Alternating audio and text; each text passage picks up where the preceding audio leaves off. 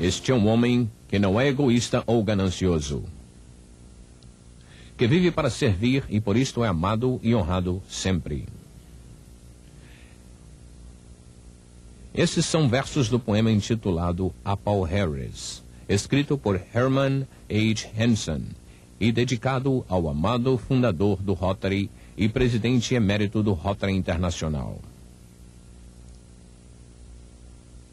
Aqui está Paul Harris em seu escritório em Chicago, na secretaria do Rotary Internacional, trabalhando pela organização que fundou 37 anos atrás.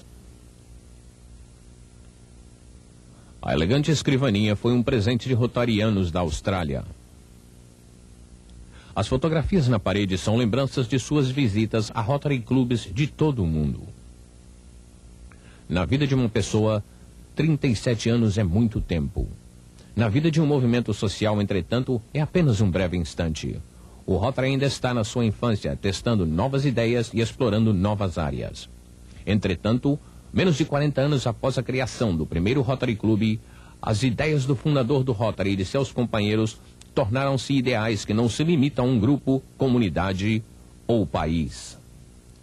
Esses ideais foram aceitos por pessoas de praticamente todas as nacionalidades e afiliações políticas e religiosas. 210 mil homens profissionais e de negócios em mais de 50 países em todo o mundo.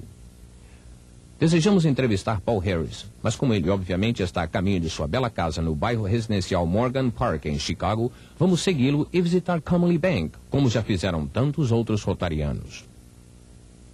Esta é a residência do casal Harris. Há 30 anos, um ponto de encontro para rotarianos de todo o mundo. Paul e Jean Harris a batizaram de Commonwealth Bank, em homenagem à região da cidade de Edimburgo, na Escócia, onde Jean morou quando criança.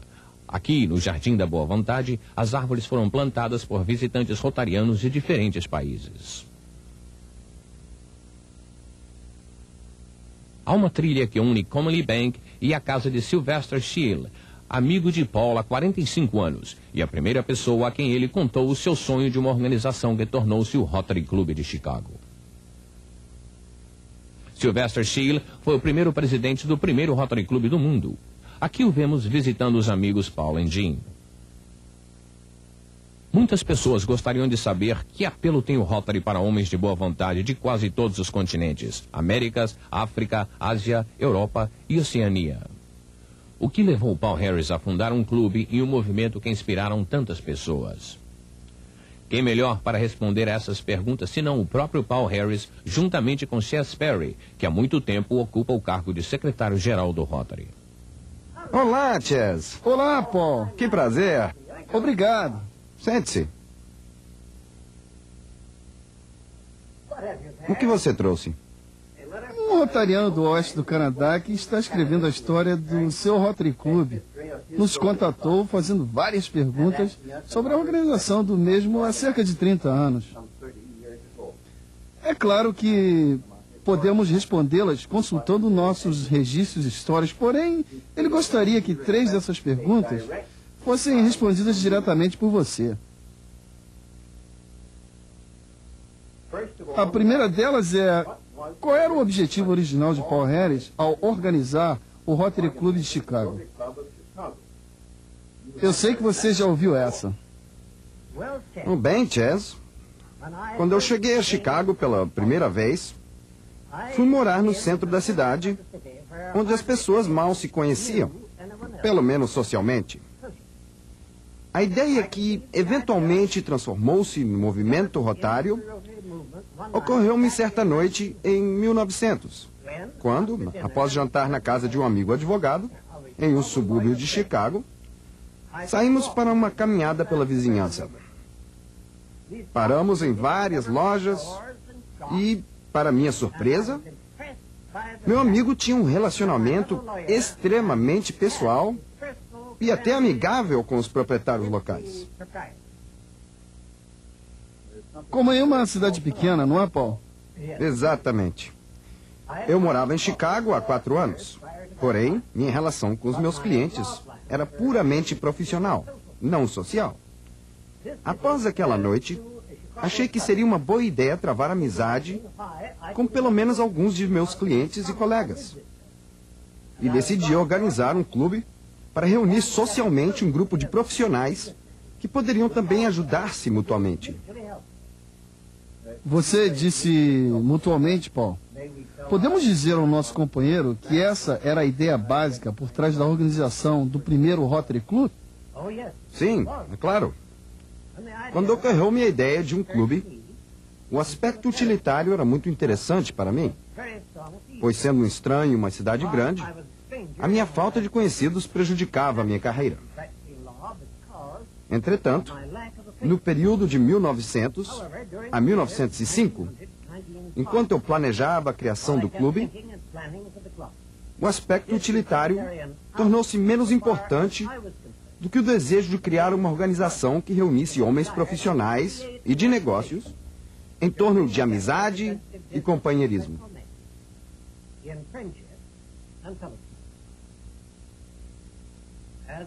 À medida em que o clube foi crescendo, a ideia de ajuda mútua transformou-se no ideal de servir.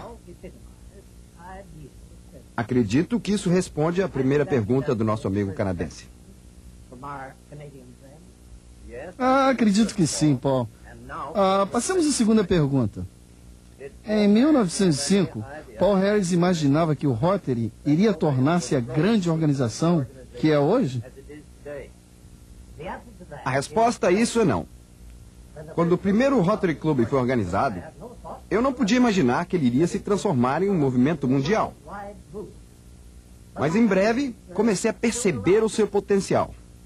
Estava convencido que poderia tornar-se um movimento importante.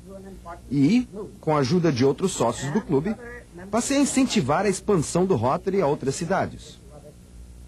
Novos Rotary Clubes foram fundados em São Francisco, Seattle, Nova York, Boston, Minneapolis, St. Louis e Nova Orleans. Em 1910, o Rotary chegou à cidade canadense de Winnipeg e tornou-se uma organização com visão internacional e um propósito cada vez mais nobre. O que nos leva à terceira pergunta. Nosso amigo não está interessado no passado apenas, ele também gostaria de saber como você, fundador do Rotary, vê o futuro da nossa organização. Chaz, sou um incurável otimista quanto ao futuro. O movimento rotário, que pouco tempo atrás consistia de um pequeno grupo de homens de diversas afiliações políticas e religiosas, cresceu e ganhou experiência. Nosso sucesso gerou expectativas de empreendimentos cada vez maiores. Essa é a minha esperança para o futuro da organização.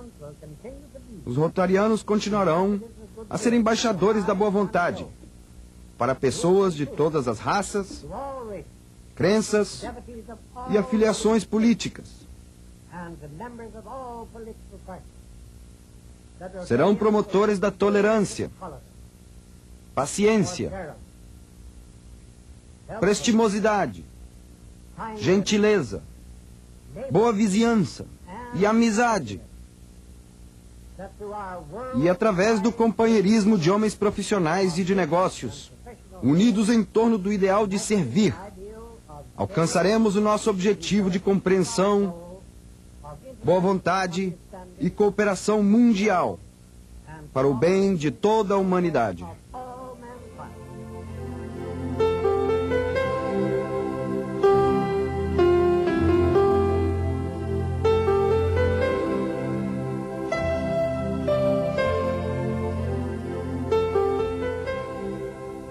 O sucesso do Rotary deve-se à ideia de que o valor de uma pessoa depende de suas ações e não de seu credo, e de seu trabalho em prol do mais nobre e fascinante objetivo, a fraternidade humana.